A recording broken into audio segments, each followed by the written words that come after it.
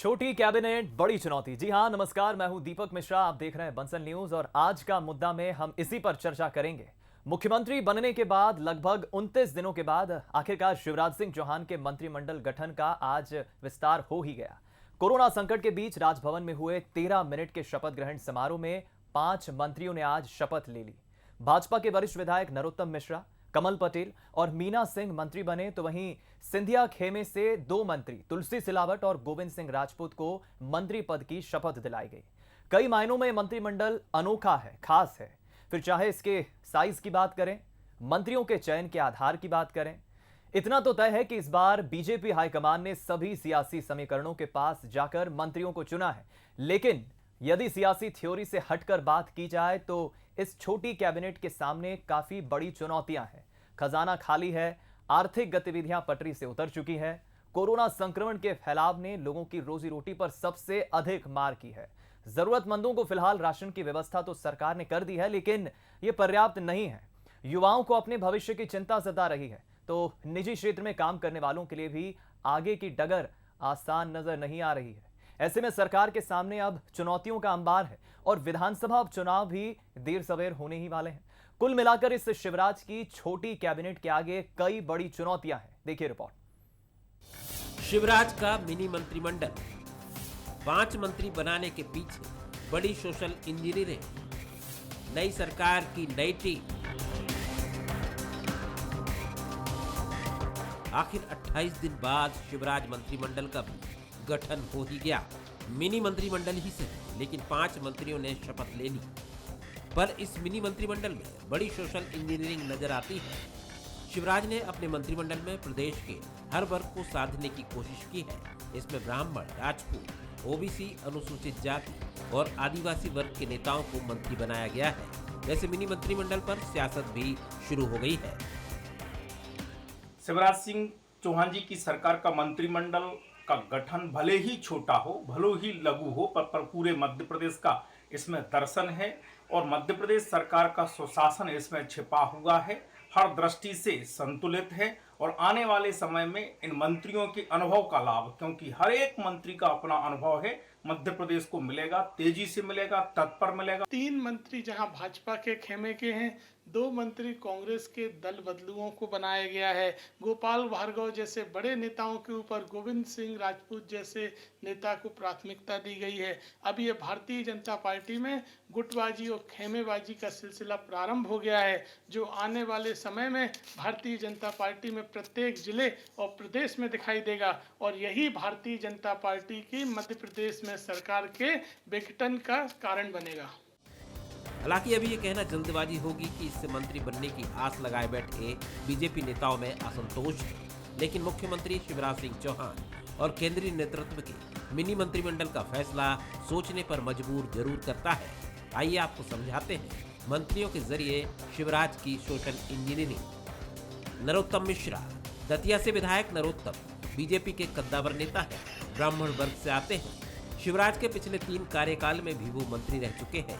केंद्रीय नेताओं से अच्छे संपर्क और ग्वालियर चंबल संभाग की भविष्य की राजनीति को साधने के लिए पहली बार में वो मंत्री बनाए गए हैं। तुलसी सिलावट अनुसूचित जाति वर्ग से आते हैं, मालवा क्षेत्र के बड़े नेताओं में शुमार हैं। ज्योतिरादित्य सिंधिया के सबसे नजदीकी माने जाते हैं, कमलनाथ सरकार में भी मंत्री थे। गोविंद सिंह राजपूत बुंदेलखंड के बड़े ठाकुर नेताओं में से एक है। सागर जिले के सुर्खी विधानसभा क्षेत्र से विधायक रह चुके हैं। ये भी सिंधिया खेमे के माने जाते हैं, कमलनाथ सरकार में भी मंत्री थे। मीना सिंह आदिवासी वर्ग से आती हैं, महिला और आदिवासी वर्ग का प्रतिनिधित्व करती हैं। आदिवासी बहुल उमरिया जिले से विधायक हैं।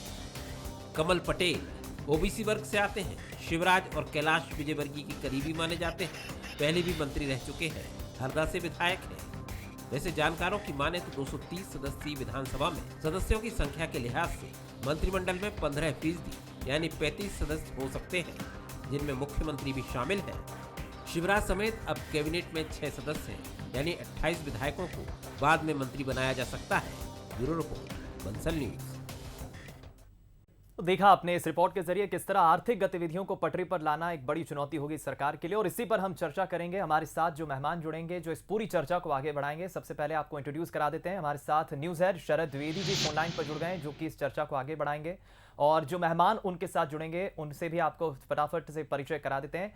नेशनल पैनलिस्ट हैं बीजेपी के डॉक्टर हितेश वाजपेयी जी, अजीत सिंह भदौरिया जो कि कांग्रेस के प्रवक्ता हैं, और जगदीश द्विवेदी जी जो वरिष्ठ पत्रकार हैं।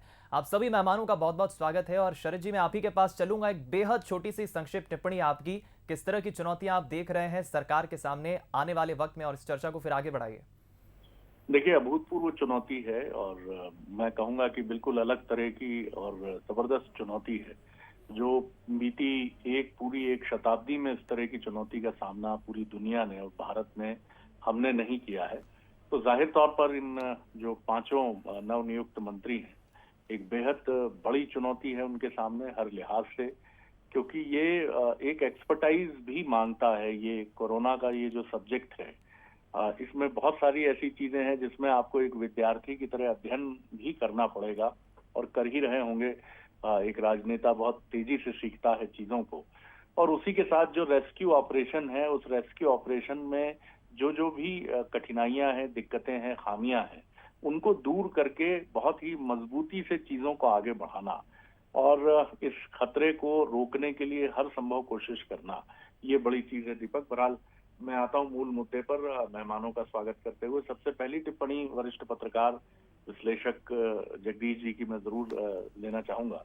जगदीश जी, जिस तरह की बात मैं शरद जी रोकना चाहूंगा आपको। जगदीश जी हमारे साथ अभी जुड़ने वाले हैं, तकनीकी कारणों से उनसे हमारा संपर्क टूट गया है। तो हितेश जी से हम चाहेंगे सबसे पहली प्रतिक्रिया लेके इस चर्चा को आगे बढ़ाएं। बिल्कुल हितेश जी, सुबह भी हम जब दोपहर में हम बात कर रहे थे तो बंसल न्यूज ने भी इस खबर को दिखाया था सबसे पहले संभवतः कि विभागों का बंटवारा नहीं होगा फिलहाल, क्योंकि वो कुछ शायद पेचीदगियों की तरफ वो बढ़ सकता है, और संभागवार डिवीजन करके मंत्रियों को दायित्व सौंपे जाएंगे। वो चीज भी हुई। बहरहाल, आप ओवरऑल इस मंत्रिमंडल पर आपकी जिस तरह से 5 सदस्यों को एक संक्षिप्त मंत्रिमंडल, क्या आपकी रिएक्शन, पहली प्रतिक्रिया क्या है? डॉक्टर वाजपेयी, सुन पा रहे हैं आप? लगता है हमारे साथ जी हितेश जी सुन पा रहे हैं आप? लगता है शरद जी संपर्क टूट गया। हमारे साथ वरिष्ठ पत्रकार द्विवेदी साहब जुड़ गए, जगदीश जी जुड़ गए। जगदीश जी, पहली प्रतिक्रिया आपने देखी रिपोर्ट जो बताती है काफी चुनौतियां हैं, पहली प्रतिक्रिया आप कैसे देखते हैं इस छोटे मिनी मंत्रिमंडल को, और किस तरह की चुनौतियां आप देखते हैं? जगदीश जी देखिए, मंत्रिमंडल तो बन गया और लंबे लगभग 1 माह के समय के बाद ये मंत्रिमंडल बना जी, और इसमें कोई दो मत नहीं है कि चुनौतियां अभी शुरू हुई हैं। चुनौतियां मंत्रिमंडल बनने के साथ ही बीजेपी में एक तरह से बेचैनी का आलम छा गया है। बेचैनी आ गई है बीजेपी के दिग्गज नेताओं में। जिस तरह से 9वीं बार के विधायक गोपाल भार्गव का इसमें न होना और 8वीं बार के विधायक विजय शाह का न होना, 10 साल तक लगातार मंत्री रहे संघ के निष्ठावान कार्यकर्ता गौरी शंकर बिसेन का इसमें न होना, कि बहुत सारी चीजें ऐसी हैं जो बीजेपी में खलबली पैदा करेंगी। और आने वाले दिनों में जो सबसे बड़ी चुनौती बीजेपी के सामने है, वो चुनौती ये है कि बीजेपी के निष्ठावानों और सिंधिया के विश्वास पात्रों में शीत युद्ध होना तय आप मानिए। एक वर्चस्व की जंग बीजेपी में होगी। अब संगठन इसको किस तरह लेता है, इसको किस तरह बैलेंस करता है, पूरी परिस्थितियों को किस तरह नियंत्रित करता है, ये देखने वाली बात होगी। मंत्रिमंडल, और अभी आज ही जो मेरी सूचना है कि 3 से 4 दिल्ली से नेताओं ने एमएलए से बात की है और उनसे कहा है कि आप धैर्य रखिए, 3 मई के बाद परिस्थितियां सामान्य होंगी, लॉकडाउन खुलेगा तो एडजस्ट किया जाएगा कई दावेदारों को। लेकिन कितनों को ये एडजस्ट कर पाएंगे, ये सवाल बहुत बड़ा है।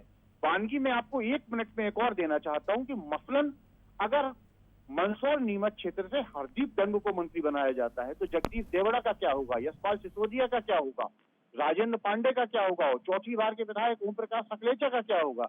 ये कद और पद में हरदीप डंग से आगे हैं। तो ऐसे में इन सारी चीजों को साधना बीजेपी के लिए बड़ी चुनौती है। खेल अभी शुरू हुआ है। ये राजनीति का एक ऐसा पहलू है जो हमेशा चलता है, और राजनीति में इन सारी चीजों को राजनीतिक ढंग से ही देखना उचित होगा। ये डॉक्टर हितेश वाजपेयी का बहुत फेवरेट कोट है। डॉक्टर वाजपेयी, आपने सुनी बात जगदीश जी की। राजनीति है तो निश्चित तौर पर अपेक्षाएं रहेंगी, उम्मीदें रहेंगी, हालांकि बीजेपी का अनुशासन का जो सख्त कवच है उसके नीचे बहुत कुछ दबता भी है, छिप भी जाता है। जी देखिए, मुझे लगता है बहुत सारी बातों का जवाब तो जगदीश जी ने स्वयं दे दिया है, और जगदीश जी वरिष्ठ पत्रकार हैं, यानी कि हमारी परिस्थिति का या राजनीतिक परिस्थितियां जो पोस्ट कोरोना पॉलिटिक्स रहेगी उसका आईना भी है, हम ऐसा मान लेते हैं। तो पोस्ट कोरोना पॉलिटिक्स में सर 2-3 चीजें इंपॉर्टेंट हैं जो कोरोना की वजह से आएंगी। नंबर 1, हमारी जो सामाजिक आर्थिक चुनौतियां रहेंगी वो राजनीतिक चुनौतियों के रूप में रिफ्लेक्ट होंगी, तो उसका सामना भी हमारी सरकार को करना है। तो स्वाभाविक है कि इन हाउस चुनौतियों से हमको निपटना है, जिसका जिक्र मान लो हम 2 मिनट के लिए मान भी लें जगदीश जी ने जो प्रश्न खड़े किए हैं, तो भारतीय जनता पार्टी उनके जवाब लाएगी, उनके उन प्रश्नों को सॉल्व करेगी और अच्छे अंकों से पास होगी। आप बिल्कुल निश्चिंत रहिए, क्योंकि हमारे लिए बड़ी परिस्थितियां, बड़ी चुनौती, मैं बोलने वाला हूँ कि कोरोना का जो डिजास्टर्स एटीट्यूड है उससे निकल कर आएगी, और चूंकि हम सरकार में हैं इसलिए वह राजनीतिक रूप से हम पर रिफ्लेक्ट होगी, स्वाभाविक है।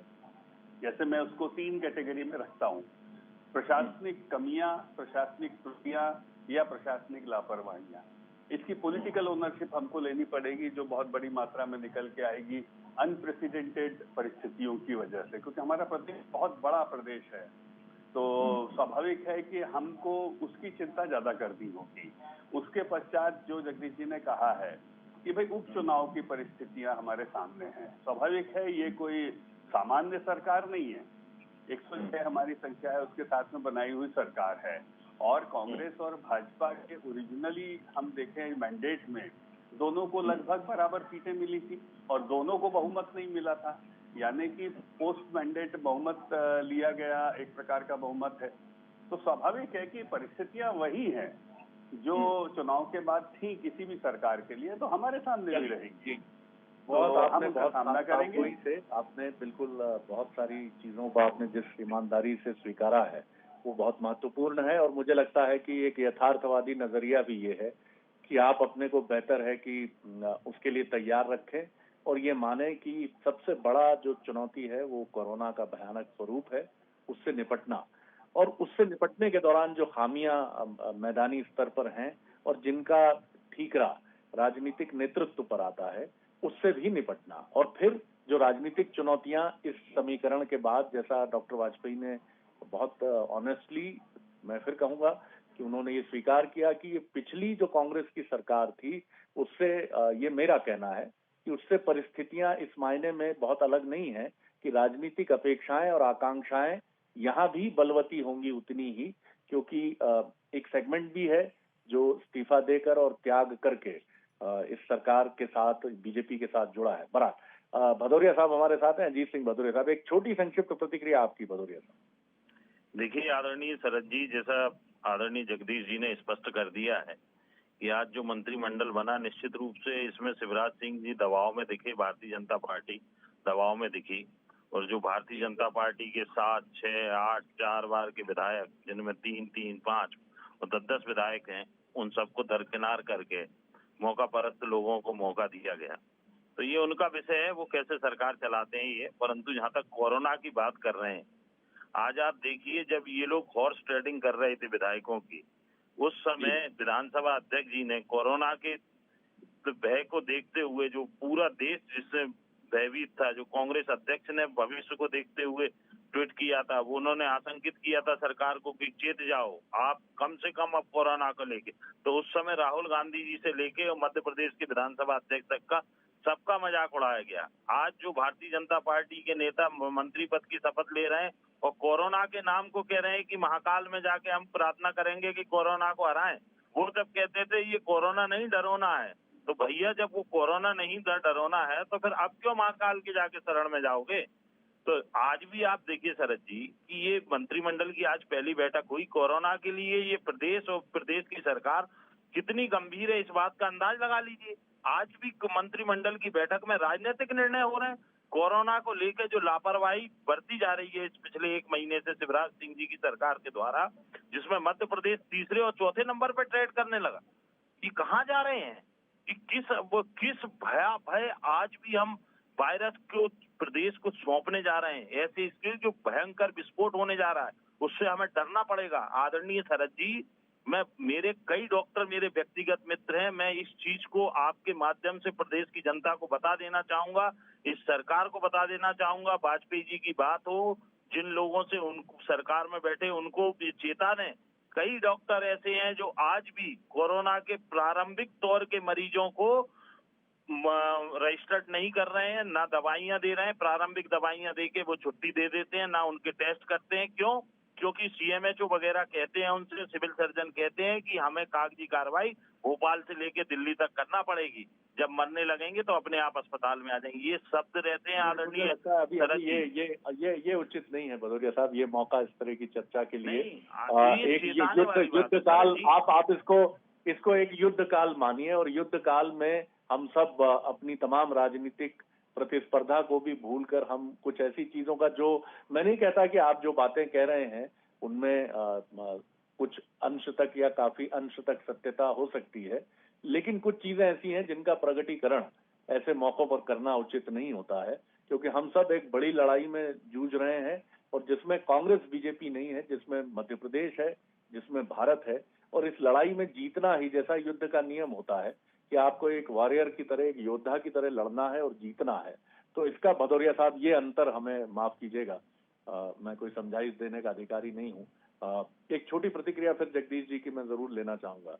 जगदीश जी, कोरोना एक बड़ा चैलेंज है और यही सबसे बड़ी प्रायोरिटी है, और यही वजह है कि ये मंत्रिमंडल न सिर्फ 27-28 दिनों बाद एक संक्षिप्त मंत्रिमंडल के तौर पर सामने आया, बल्कि विभागों का बंटवारा भी नहीं किया। इसके पीछे आप क्या वजह देखते हैं? पॉलिटिकल जो कंपल्शंस है वही बड़ा कारण है?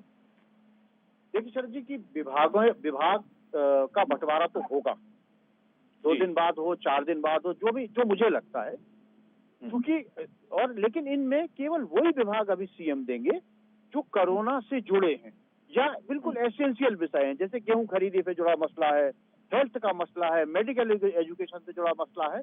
केवल इस तरह के विभाग दिए जाएंगे और बाकी विभाग सीएम अपने पास रखेंगे। उसका कारण भी ये है कि एक बार किसी भी मंत्री को अगर आप बड़े विभाग दे देते हैं, वजनदार विभाग दे देते हैं, तो उनसे वापस लेना वो उतने आसान नहीं होते, फिर विवाद की स्थिति बनती है। तो ऐसे में मुझे लगता है कि शिवराज जी बहुत दूरदर्शी नेता हैं, बहुत देख समझ के फैसला लेंगे, और सारे जो इम्पोर्टेंट विभाग हैं, जो कुछ इम्पोर्टेंट विभाग इन मिनिस्टर्स के पास जाएंगे और बहुत सारे इम्पोर्टेंट विभाग को अपने पास रखेंगे, क्योंकि 3 मई के बाद, कोरोना के बाद, देखिए कोरोना को तो हारना ही है, आज नहीं हारेगा कल हारेगा, क्योंकि प्रदेशवासी की इच्छा शक्ति से इस बीमारी को हारना है, ठीक है। और मैं इसमें जो आपने कहा उससे पूरी तरह सहमत हूँ, इसको राजनीति से दरकिनार करके एक युद्ध की तरह लिया जाना चाहिए। जानलेवा महामारी है, हम सब मिलके इससे लड़ें, लेकिन राजनीतिक जो लड़ाई है वो लॉकडाउन के बाद शुरू होगी, जो मैं आपसे कह रहा हूँ, और वो लॉकडाउन के बाद लड़ाई जो शुरू होनी है। सप्लीमेंट्री सवाल है जगदीश जी की, क्या आपको लगता है ये लड़ाई कांग्रेस की तरफ से ये चुनौती नहीं है बीजेपी के लिए? ये बीजेपी के अपने फैक्शंस ही हैं, जिसमें एक नया फैक्शन जो बीजेपी के साथ जुड़ा है, तो बीजेपी का यही आंतरिक द्वंद्व उसके लिए बड़ी चुनौती बनेगा। देखिए शरद जी, मैंने पहले ही आपसे कहा कि ये कैडर बेस्ड पार्टी है, इसमें नेता कभी प्रधान नहीं रहे, नेता के पीछे लोग नहीं चले, पार्टी के पीछे लोग चले हैं हमेशा।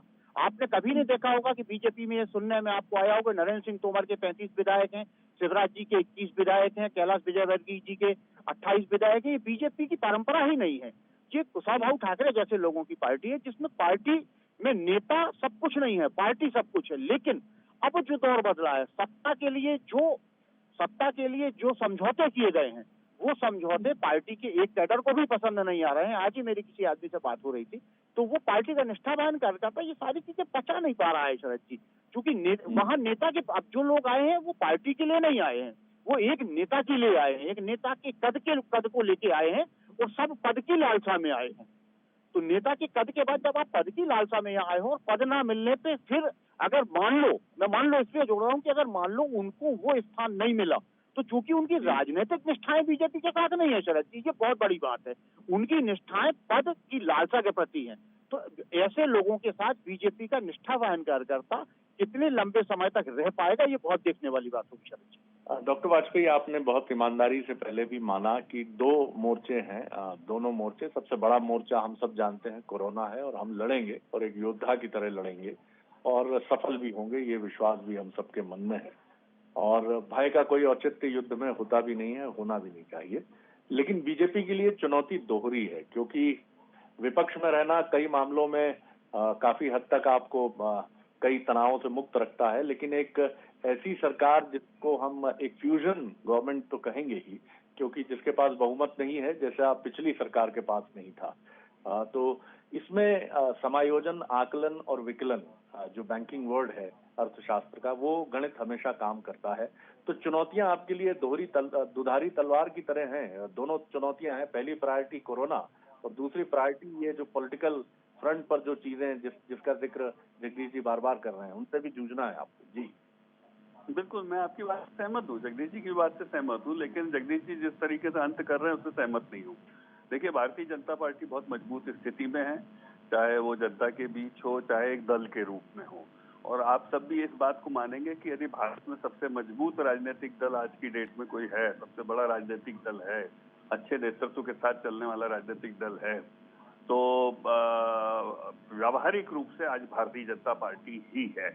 और ऐसी अवस्था में आप मान के चलिए, राजनीतिक कार्यकर्ता ठीक है, अपनी आकांक्षाएं और अभिलाषाएं लेकर चलता है, पर साथ ही साथ समझदार भी होता है। शरद जी, अब मैं गंभीर बात कहने जा रहा हूँ, जगदीश जी भी इसको इरशाद करेंगे मुझे लगता है। राजनीतिक कार्यकर्ता बहुत अच्छे से समझता है कि उसे क्या निर्णय लेना है। तो जब पार्टी मजबूत हुआ करती है तो कार्यकर्ता को कहीं ना कहीं अपनी आकांक्षाओं अभिलाषाओं को विराम भी देना होता है पार्टी के सामने, क्योंकि पार्टी के फैसले व्यापक होते हैं। और स्वाभाविक है, मध्य प्रदेश की परिस्थितियों में हमें ध्यान रखना होगा पार्टी फर्स्ट, क्योंकि मध्य प्रदेश की परिस्थितियां इस बार थोड़ी अलग हैं, जिसका जिक्र आप लोग सभी लोग कर रहे हैं। मैं डिटेल में नहीं जाना चाहता, उसको मैं स्वीकार कर लेता हूँ।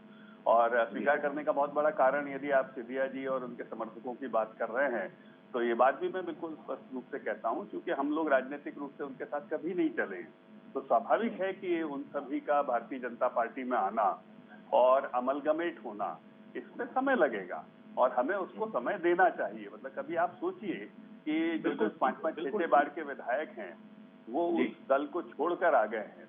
18 साल जिस दल में सिंधिया जी रहे, उसको यदि वो छोड़कर आए हैं, तो थोड़ा संवेदनशील हमें भी होना होगा और इस बात को स्पेस देनी होगी। ये सभी मंत्री थे 5-5, 6-6, और ऐसा नहीं था, इन्होंने बड़ी मेहनत से सरकार बनाई होगी। तो यदि ये 22 लोग छोड़कर आए हैं, तो मुझे लगता है कि उसको बड़ी शुष्क दृष्टि से देखना अन्याय होगा। तो मुझे लगता है कि हमें राजनीतिक न्याय करते हुए हमारे यहाँ पर उन्होंने आगमन किया है, तो हम उनको स्पेस देंगे। कोई बात निकल कर आएगी तो जैसा आपने बोला, उस बात का आकलन करेंगे और समन्वय को हम प्राथमिकता देंगे। तीसरे शब्द को मैं आपके बैंकिंग सेक्टर के लिए छोड़ देता हूँ। चलिए भदौरिया साहब, बहुत कम वक्त है मेरे पास, कुछ सेकंड्स हैं आपकी प्रतिक्रिया। जी नहीं, वाजपेयी जी ने बिल्कुल साफ कर दिया आदरणीय शरद जी कि उन्होंने स्पेस दे दिया सिंधिया जी को। शुभकामनाएं उनको और भारतीय जनता पार्टी को कि स्पेस थोड़ा ज्यादा रखें उनके लिए और उनके समर्थकों के लिए, और आने वाली सरकार। वैसे भदौरिया साहब, ये शाश्वत बात है, मतलब एडजस्टमेंट की राजनीति में स्पेस तगड़ा होना ही चाहिए। जी और सुशासन के लिए ये सरकार काम करे, ऐसी मेरी शुभकामनाएं हैं। क्योंकि आज जो मंत्रिमंडल है वो ऐसा दिख नहीं रहा कि सुशासन के लिए बनाया गया है, क्योंकि इसमें जिन लोगों ने रेत अवैध उत्खनन को लेकर शिवराज जी पे आरोप लगाए थे, उनको मंत्री बना दिए गए। जिनको खुद इल्जाम लगाए जाते थे भारतीय जनता पार्टी को, बिना पैसे के मौका नहीं है, आगे आपके पास मौके रहेंगे, आगे फ्रंट रहेगा आपके पास। बता रहा हूँ, शुभकामनाएं भी दे रहा हूँ कि कम से कम चेताना विपक्ष का काम है आदरणीय शरद जी, तो कम से कम इन चीजों को लेके काम करें। शुभकामनाएं हैं पूरे शिवराज सिंह जी को कि सिंधिया जी के साथ मिलकर काम करें प्रदेश के सुशासन के लिए। बहुत धन्यवाद करता हूँ भदौरिया साहब आपका, डॉक्टर हितेश वाजपेयी का और जगदीश जी का, जो हमारे साथ जुड़े। तो कुल मिलाकर ये कहा जा सकता है चैलेंजेस हैं, बिल्कुल हैं, बेहिचक हैं।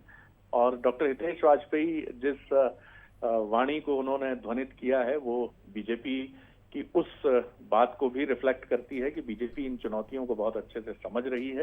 पहले कोरोना और उसके बाद मध्य प्रदेश में वो राजनीतिक चैलेंजेस जो समन्वय और सम्मिश्रण की राजनीति की वजह से, एक बहुमत की सरकार ना होने की वजह से बीजेपी के सामने रहेंगे और पूरे कार्यकाल के दौरान तक रहेंगे और उनसे जूझना बीजेपी का एक नैसर्गिक दायित्व होगा। बहुत धन्यवाद आप सभी का। दीपक। बिल्कुल शरद जी, आपका भी बहुत बहुत शुक्रिया, धन्यवाद इस चर्चा को आगे बढ़ाने के लिए। तो एक बात तो साफ है कि कांग्रेस जरूर ये मानती है कि अलर्ट तो हमें करना ही होगा, लेकिन बीजेपी भी उन चैलेंजेस को स्वीकार कर रही है और वो कह रही है कि हम निश्चित ही इस चुनौती को स्वीकार कर रहे हैं, जल्द ही इस महामारी से भी लड़ेंगे और तमाम जो पॉलिटिकल हैपनिंग्स हैं, एडजस्टमेंट की जो राजनीति की बात हो रही है, इससे बाद में हम लड़ लेंगे, पहले कोरोना से जरूर जीतेंगे। इसी के साथ आज का मुद्दा की स्पेशल सेगमेंट में इतना ही। आगे देखिए छत्तीसगढ़ की स्पेशल डिबेट आज का मुद्दा में। एक छोटे से ब्रेक के लिए रुक रहे हैं।